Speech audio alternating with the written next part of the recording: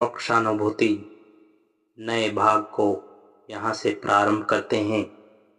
यहाँ पर हमें वैराग्य और वैदिक नीति का अत्यंत धारणा प्राप्त होती है कि जब तक मनुष्य भोग वासना का त्याग नहीं करता तब तक उसके हृदय में सत्य ज्योति की प्रकाश नहीं हो सकता।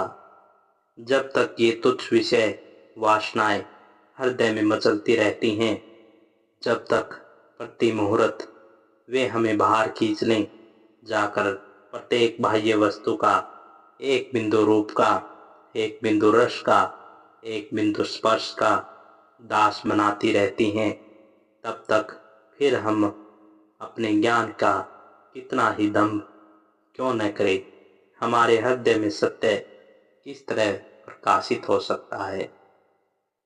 यम बोले, जिस आत्मा के संबंध में, जिस परलोक तत्व के संबंध में तुमने प्रश्न किया है, वह वित्त मोह से मूढ़ बालकों के हृदय में उदित नहीं हो सकता।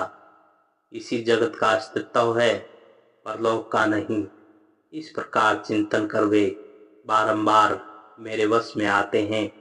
इस सत्य को समझना अत्यंत कठिन है। बहुत से लोगों को लगातार इस विषय को सुनकर भी समझ नहीं पाते, क्योंकि इस विषय का वक्ता भी विलक्षण होना चाहिए और श्रोता भी। गुरु का भी अद्भुत शक्ति संपन्न होना आवश्यक है और शिष्य का भी उसी तरह होना जरूरी है। फिर मन को वृथा तर्क के द्वारा चंचल करना उचित नहीं है, कारण परमार्थ तत्व तर्क का विषय नहीं है, वह तो प्रत्यक्ष अनुभूति का विषय है। हम लोग हमेशा सुनते आ रहे हैं कि प्रत्येक धर्म विश्वास करने पर बल देता है। हमने आंखें बंद करके विश्वास करने की शिक्षा पाई है। यह अंधविश्वास सचमुच ही बुरी वस्तु है, इसमें कोई संदेह नहीं। पर यदि इस अंधविश्वास का हम विश्लेषण करके देखें तो ज्ञात होता है कि इसके पीछे एक महान सत्य है। उसका वास्तविक अर्थ क्या है, उसी के विषय में हम इस समय पढ़ रहे हैं। मन को व्यर्थ ही तर्क के द्वारा चंचल करने के काम नहीं चलेगा, क्योंकि तर्क से कभी ईश्वर की प्राप्ति नहीं हो सकती। यह प्रत्यक्ष का विषय है, तर्क का नहीं। समस्त तर्क कुछ प्रत्यक्षों पर स्थापित रहते हैं, इनको छोड़कर तर्क हो ही नहीं सकता। हमारी प्रत्यक्ष की हुई अनुभूतियों के बीच तुलना की प्रणाली को तर्क कहते हैं। यदि वे अनुभूतियां पहले से न हो तो तर्क हो ही नहीं सकता। बाह्य जगत के संबंध में यदि सत्य है तो अंतर जगत के संबंध में भी ऐसा क्यों न होगा। रसायनवेता कुछ द्रव्य लेते हैं, उनसे कुछ परिणाम द्रव्य उत्पन्न होते हैं, यह एक तथ्य है। हम उसे स्पष्ट देखते हैं, प्रत्यक्ष करते हैं और एवं उसे नींव बनाकर हम रसायन शास्त्र का विचार करते हैं। पदार्थ तत्ववेता भी वैसा ही करते हैं। सभी विज्ञानों के विषय में यही बात है। सभी प्रकार का ज्ञान प्रत्यक्ष अनुभव पर स्थापित होना चाहिए और उसके आधार पर ही हमें तर्क और विचार करना चाहिए। किंतु आश्चर्य की बात है कि अधिकांश लोग, विशेषतः वर्तमान काल में, सोचते हैं कि धर्म तत्व में इस प्रकार की प्रत्यक्ष अनुभूति संभव नहीं है। धर्म का तत्व केवल युक्ति तर्क द्वारा समझा जा सकता है। इसलिए यहाँ पर यम सावधान कर रहे हैं कि मन को वृथा तर्कों से चंचल नहीं करना चाहिए। धर्म बातों का विषय नहीं है, वह तो प्रत्यक्ष अनुभूति का विषय है। हमें अपनी आत्मा में अन्वेषण करके देखना होगा कि वहाँ क्या है। हमें उसे समझना होगा और समझकर उसका साक्षात्कार करना होगा। यही धर्म है। लंबी चौड़ी बातों में धर्म नहीं रखा है।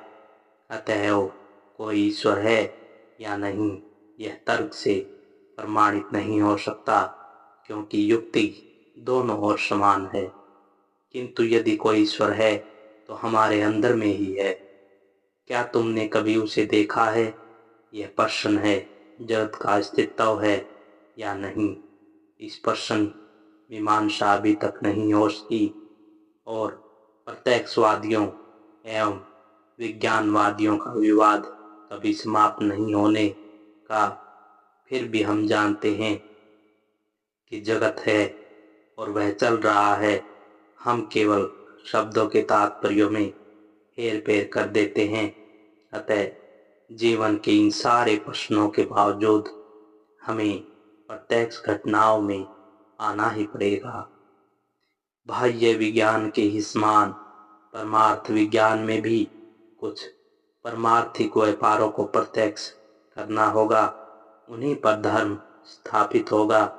हाँ, यह सत्य है कि धर्म की प्रत्येक बात पर विश्वास करना यह एक युक्तिहीन दावा है और इसमें कोई आस्था नहीं रखी जा सकती। उससे मनुष्य के मन की अवनति होती है। जो व्यक्ति तुमसे सभी विषयों के विश्वास करने को कहता है वह अपने को नीचे गिराता है, या यदि तुम उसके वचनों पर विश्वास करते हो तो वह तुम्हें भी नीचे गिराता है।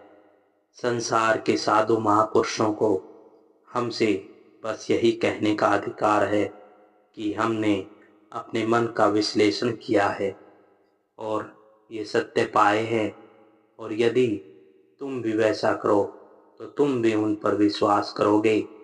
उसके पहले नहीं, बस यही धर्म का सार है।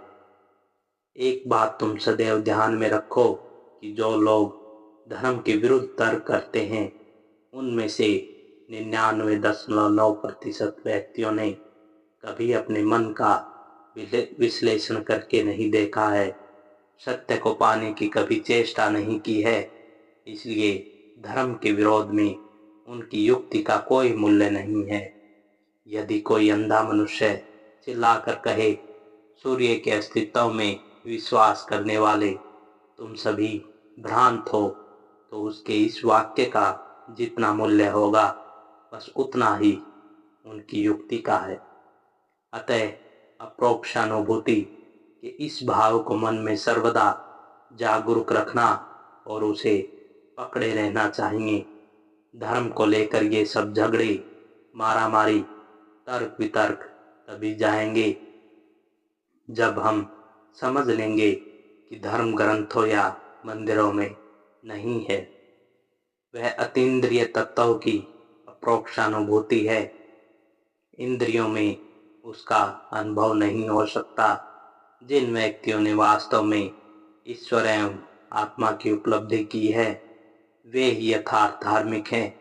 धर्म पर धारा प्रवाह भाषण देने वाले एक प्रकांड पंडित यदि प्रत्यक्ष अनुभूति से रहित हों तो उनमें और एक बिल्कुल अज्ञ जड़वादी में कोई अंतर नहीं है। हम सब नास्तिक हैं, यह हम क्यों नहीं मान लेते? धर्म के सत्य में केवल बौद्धिक संपत्ति देने मात्र से हम धार्मिक नहीं बन जाते। एक ईसाई या मुसलमान अथवा अन्य किसी दूसरे धर्म के अनुयायी की बात लो। ईसा के उस पर्वत पर के उपदेश का स्मरण करो। जो कोई व्यक्ति इस उपदेश को कार्य रूप में परिणत करेगा वह उसी क्षण देवता हो जाएगा। सुनते हैं कि पृथ्वी में इतने करोड़ ईसाई हैं, तो क्या तुम कहना चाहते हो ये सभी ईसाई हैं? इसका वास्तविक अर्थ यह है कि ये किसी न किसी समय इस उपदेश के अनुसार इस कार्य करने की चेष्टा कर सकते हैं। 2 करोड़ लोगों में एक भी सच्चा ईसाई है या नहीं, इसमें संदेह है। भारतवर्ष में भी इसी तरह सुनते हैं कि 30 कोटि वेदांती हैं। यदि प्रत्यक्षानुभूति संपन्न व्यक्ति 1000 में एक भी होता तो यह संसार 5 मिनट में बदल जाता। हम सभी नास्तिक हैं, परंतु जो व्यक्ति उसे स्पष्ट स्वीकार करता है उससे हम विवाद करने को प्रस्तुत हो जाते हैं। हम सभी अंधकार में पड़े हैं। धर्म हम लोगों के समीप मानो कुछ नहीं है, केवल विचार लब्ध कुछ मतों का अनुमोदन मात्र है, केवल मुंह की बात है। जो व्यक्ति बहुत अच्छी तरह से बोल सकता है, हम बहुधा उसी को धार्मिक समझा करते हैं, पर यह धर्म नहीं है। शब्द योजना करने के सुंदर कौशल, अलंकारिक शब्दों में वर्णन करने की अक्षमता, शास्त्रों के श्लोकों की अनेक प्रकार से व्याख्या, ये सब केवल पंडितों के आमोद की बातें हैं, धर्म नहीं।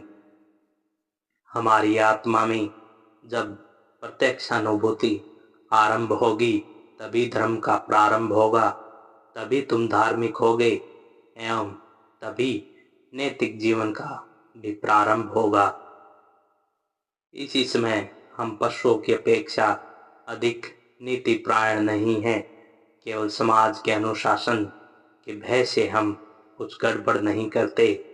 यदि समाज आज कह दे कि चोरी करने से अब दंड नहीं मिलेगा, तो हम इसी समय दूसरे की संपत्ति लूटने को टूट पड़ेंगे। पुलिस ही हमें सच्चरित्र बनाती है। सामाजिक प्रतिष्ठा के लोभ की आशंका ही हमें नीति परायण बनाती है। और वस्तु स्थिति तो यह है कि हम पशुओं से अधिक उन्नत नहीं हैं। हम जब अपने हृदय को टटालेंगे तभी समझ सकेंगे कि यह बात कितनी सत्य है। अतएव आओ इस कपट का त्याग करें। आओ स्वीकार करें कि हम धार्मिक नहीं हैं और दूसरों से घृणा करने का हमें कोई अधिकार नहीं है। हम सभी असल में भाई भाई हैं और जब हमें धर्म की प्रत्यक्ष अनुभूति होगी तभी हम नीति परायण होने की आशा कर सकते हैं। यदि तुमने कोई देश देखा है तो फिर कोई व्यक्ति तुमसे चाहे कितना भी क्यों न कहे कि तुमने वह नहीं देखा है, तो भी तुम अपने हृदय में यह अच्छी तरह जानते हो कि तुमने देखा है। इस प्रकार जब तुम धर्म और ईश्वर को बाह्य जगत की अपेक्षा अधिक तीव्र रूप से प्रत्यक्ष कर लेते हो, तब कुछ भी तुम्हारे विश्वास को नष्ट नहीं कर सकता। तभी सच्चा विश्वास आरंभ होता है। यही तात्पर्य है कि बाइबल की इस बात का, जिसे एक सरसों मात्र भी विश्वास नहीं कि वह यदि पहाड़ के पास जाकर कहे कि तुम हट जाओ, तो पहाड़ भी उसकी बात सुनेगा। तभी तुम सत्य को जान लोगे, क्योंकि तुम स्वयं ही सत्य स्वरूप हो जाओगे। वेदांत की मूल बात यही है।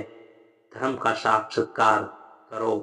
केवल बातें करने से कुछ न होगा, किंतु साक्षात्कार करना बहुत कठिन है। जो परमाणु के अंदर अति गुहा रूप से रहता है, वहीं पुराण पुरुष के प्रत्येक मानव हृदय से गुहातम प्रदेश में निवास करता है। ऋषियों ने उसे अंतर्दृष्टि द्वारा उपलब्ध किया और सुख दुख दोनों के पार हो गए। धर्म और अधर्म, शुभ और अशुभ कर्म, सत और असत, इन सब के वे पार चले गए। जिसने उस प्राण पुरुष को देखा है, उसी ने यथार्थ सत्य का दर्शन किया है। तो फिर स्वर्ग का क्या हुआ? स्वर्ग के संबंध में धारणा थी कि वह दुख शून्य सुख है, अर्थात हम ऐसा स्थान चाहते हैं कि जहाँ संसार के सभी सुख हों और उससे दुख बिल्कुल न हो। यह है तो अत्यंत सुंदर धारणा और बिल्कुल स्वाभाविक भी है, पर यह पूर्णतः भ्रमात्मक है, क्योंकि पूर्ण सुख या पूर्ण दुख नाम का कोई पदार्थ नहीं है। रोम में एक बड़ा धनी व्यक्ति था। उसने एक दिन जाना कि उसके पास अब केवल 10 लाख पाउंड शेष रहे। उसने कहा, तब मैं कल क्या करूँगा? और ऐसा कहकर उसने उसी समय आत्महत्या कर ली। 10 लाख पाउंड उसके लिए दारिद्र्य थे, किंतु हम लोगों के लिए वैसा नहीं है। वह तो हमारे संपूर्ण जीवन की आवश्यकता से भी अधिक है। सचमुच में ये दुख और सुख हैं क्या? वे तो सत परिवर्तनशील हैं, लगातार विभिन्न रूप धारण करते रहते हैं। मैं जब छोटा था तो सोचता था, जब मैं गाड़ीवान बनूंगा तो सुख की पराकाष्ठा को प्राप्त करूंगा। उस समय मैं ऐसा नहीं समझता। अब तुम कौन से सुख को पकड़े रहोगे? हमें यही समझना है, प्रत्येक का सुख धारणा अलग अलग है। मैंने एक ऐसा व्यक्ति देखा जो प्रतिदिन अफीम का गोला खाए बिना सुख ही नहीं होता, और वह ऐसे स्वर्ग की कल्पना करता है जहाँ मिट्टी अफीम की ही बनी है। पर मेरे लिए तो वह स्वर्ग बड़ा दुखदाई होगा। हम लोग बारंबार अरबी कविता में पढ़ते हैं कि स्वर्ग अनेक प्रकार के मनोहर उद्यानों से पूर्ण है, उसमें अनेक नदियां बहती रहती हैं। मैंने अपना अधिकांश जीवन एक ऐसे स्थान में बिताया है जहां जल प्रचुर मात्रा में है और जहां प्रतिवर्ष बाढ़ में सैकड़ों गांव बह जाते हैं। अतः मेरा स्वर्ग नदी और उद्यान से पूर्ण नहीं हो सकता। मेरा स्वर्ग तो ऐसा होगा कि जहां अधिक वर्षा नहीं होती। हमारी सुख की धारणा हमेशा बदलती रहती है। एक युवक यदि स्वर्ग की कल्पना करे तो उसका स्वर्ग परम सुंदर रमणियों से परिपूर्ण होगा।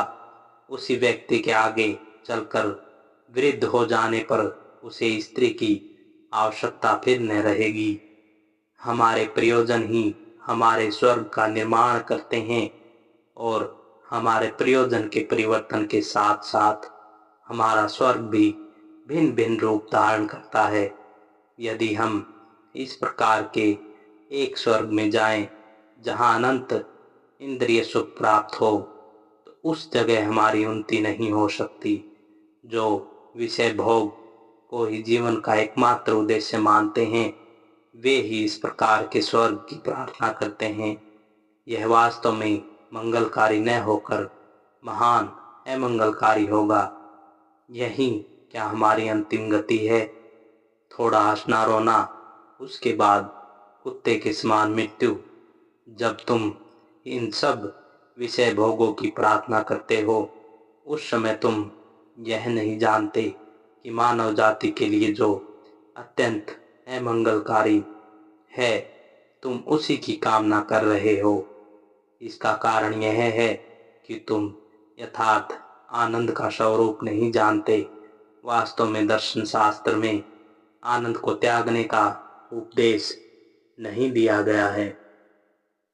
उसमें तो यथार्थ आनंद क्या है, बस इसी का उपदेश दिया गया है। नार्वेवासियों की स्वर्ग के संबंध में ऐसी धारणा है कि वह एक भयानक युद्ध क्षेत्र है। वहां सब लोग जाकर ओडिन देवता के सम्मुख बैठते हैं। कुछ समय बाद जंगली सूअर का शिकार आरंभ होता है। बाद में वे आपस में ही युद्ध करते हैं और एक दूसरे को खंड खंड कर डालते हैं, किंतु इसके थोड़ी ही देर बाद किसी रूप से उन लोगों के घाव भर जाते हैं। तब वे एक बड़े कमरे में जाकर उस सूअर के मांस को पका कर खाते हैं तथा आमोद प्रमोद करते हैं।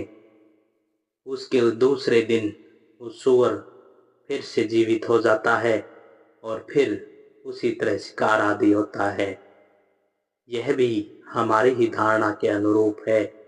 अंतर इतना ही है कि हमारी धारणा कुछ अधिक प्रियकर है। हम भी नार्वेवासियों के समान सूअर का शिकार करना चाहते हैं, ऐसे स्थान में जाना चाहते हैं जहाँ ये विषय भोग पूर्ण मात्रा में लगातार चलते रहें। दर्शन शास्त्र के मत में आनंद एक ऐसा आनंद है जो निरपेक्ष और अपरिणामी है। वह आनंद हमारे ऐहिक सुखोपभोग के समान नहीं है, तो भी वेदांत प्रमाणित करता है कि इस जगत में जो कुछ आनंदकारी है वह उसी यथार्थ आनंद का अंश मात्र है, क्योंकि एकमात्र उससे आनंद का ही वास्तविक अस्तित्व है। हम प्रतिक्षण उसी ब्रह्मा का उपभोग कर रहे हैं, पर उसका आच्छन्न भ्रांत और विकृत रूप ही होता है। जहाँ कहीं किसी प्रकार का हर्ष, आनंद, सुख देखो, यहाँ तक कि चोरों की चोरी में जो आनंद मिलता है, वह भी वस्तुतः वही पूर्ण आनंद है। वह तरह तरह की बाह्य वस्तुओं के संपर्क से मलिन और धुंधला हो गया है। उसकी प्राप्ति के लिए पहले हमें नेति नेति करते हुए समस्त ऐहिक सुख भोग का त्याग करना होगा, तभी प्रकृत आनंद का आरंभ होगा। पहले अज्ञान का, मिथ्या का त्याग करना होगा, तभी सत्य अपने को प्रकाशित करने लगेगा।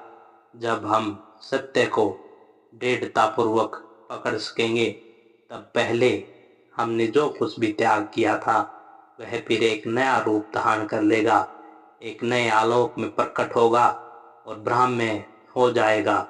सब कुछ एक उदात्त भाव धारण कर लेगा और तब हम सभी पदार्थों को नवीन आलोक में देख सकेंगे। किंतु पहले हमें उन सब का त्याग करना होगा। बाद में सत्य का आभास पाने पर हम पुनः उन सब को ग्रहण कर लेंगे, पर अब ब्रह्मा के रूप में।